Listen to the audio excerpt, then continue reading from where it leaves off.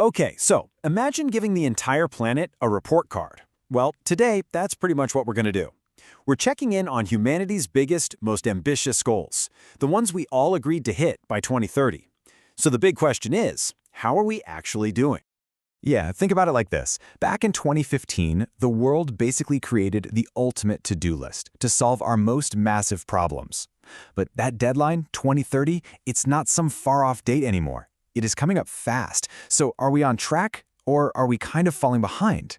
Let's dig in and see what the real story is.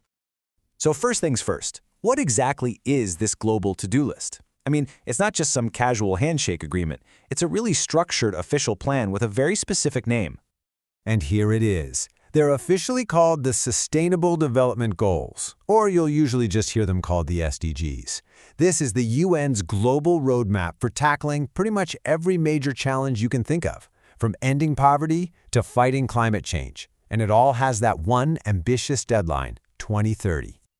You know, when you boil it all down, the ultimate goal is actually pretty simple to say, but incredibly profound. It's all about building a future that's more fair, more resilient, and more sustainable for every single person on this planet.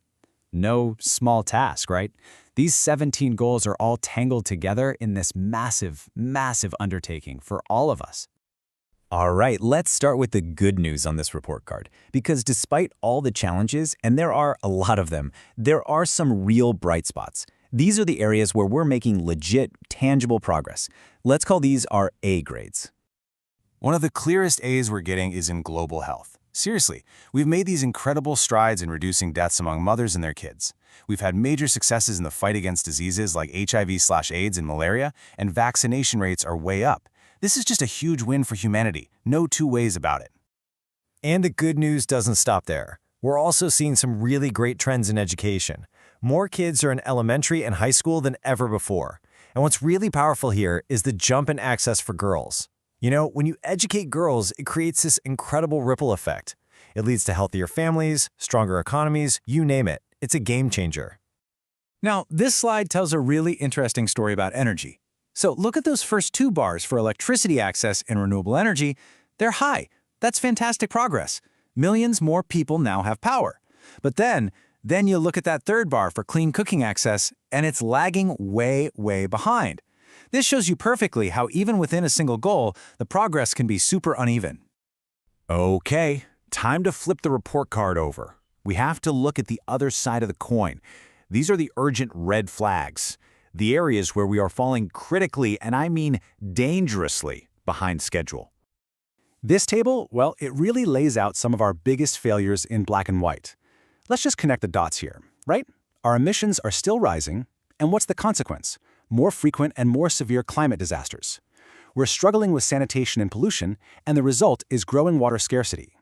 We're continuing to lose forests, and that directly threatens our food security. These aren't abstract problems for the future. They're happening right now. And, digging a little deeper, you find one single stubborn problem that's making so many of these other issues worse: the widening gap between the rich and the poor. And this isn't just a social issue. It's a massive economic roadblock. When wealth gets concentrated at the very top, it just kills opportunity for everyone else, which makes it so much harder to create good jobs and real growth. So just as the world was trying to get its arms around all these goals, boom, a massive disruption hits all of us, the COVID-19 pandemic. It was a total game changer, right? It was this unexpected global test that absolutely threw a wrench in the plans, but also, weirdly enough, it opened up some new possibilities.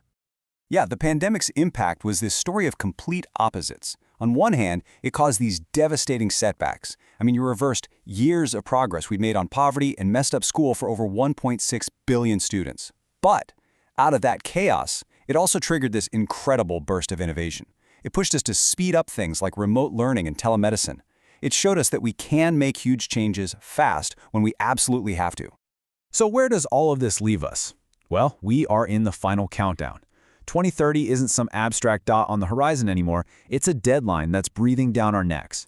The focus now has to be completely on what we do next. Pretty much every report out there is screaming the same message, and this quote nails it perfectly. Time is of the essence and urgent action is needed. There's just no more time for kicking the can down the road. The consensus is clear. We need to act now, and we need to act everywhere. Okay, so what does that urgent action actually look like? Well, the path forward really seems to boil down to three big things. First, we need a massive increase in funding, especially for developing countries. Second, that money has to fuel stronger global partnerships because, let's be real, no single country can do this alone. And third, those partnerships need to deliver what the experts call integrated solutions. And this is a brilliant example of what an integrated solution actually is. It's all about finding these clever approaches that solve multiple problems at the same time. Like, if you invest in sustainable farming, you're not just fighting hunger, you're also chipping away at poverty and helping the environment. It's about working smarter, not just harder.